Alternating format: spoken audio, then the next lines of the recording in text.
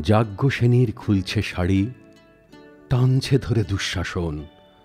দায় ছিল যার গর্জে ওঠার, নিচু মাথায় সে 5 জন। দুর্যোধনের নগ্ন উড়ু, ইঙ্গিতে তার ধর্ষকাম। হস্তিনাপুর দেখছে বসে, ধ্বস্ত হতে তার সুনাম। অন্ধ রাজা সিংহাসনে আর্ত চেঁচান বৌমাতার, নিজের দলের নির্যাতনে সব রাজা হন নির্বিকার। কর্ণ বসে হাসছে হাহা, রাজার দলের লোক তো সে। শর্তবিহীন সমর্থনেই তাবৎ আরাম সুখ বসে। বিশ্বদ্রোণ কৃপ নীরব, সরকারি লোক হাজার হোক। রাজার কথাই তোমার কথা, তুমি যখন রাজার লোক।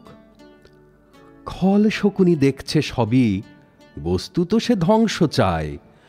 ঘরের মাটি লাল হয়ে যাক দেশ বিভাগের যন্ত্রণায়। সুশীল সভায় ঘটছে যখন রাজ অপরাধ জঘন্য, ঠিক তখনই তার বিরোধে চেঁচিয়ে ওঠেন বিকর্ণ। বিকর্ণ নন কেউ কেটা লোক, 100 ভাইয়ের একজনা। তেমন করে এর আগে কেউ তার কথাটাই জানত না।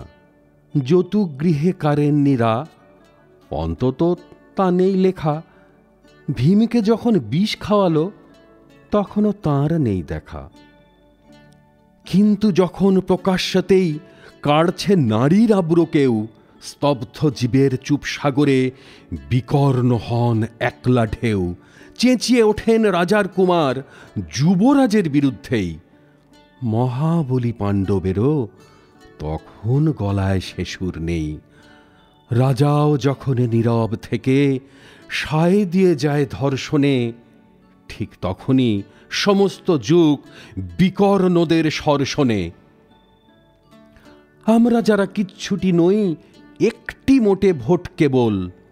অত্যাচারের সামনে এলে সঙ্গী শুধু চোখের জল। পোষ্যভাবে যাবনা চেবাই, অন্ধ এবং নিকর্ণ। প্রার্থনা থাক আমরা যেন একবার হই বিকর্ণ।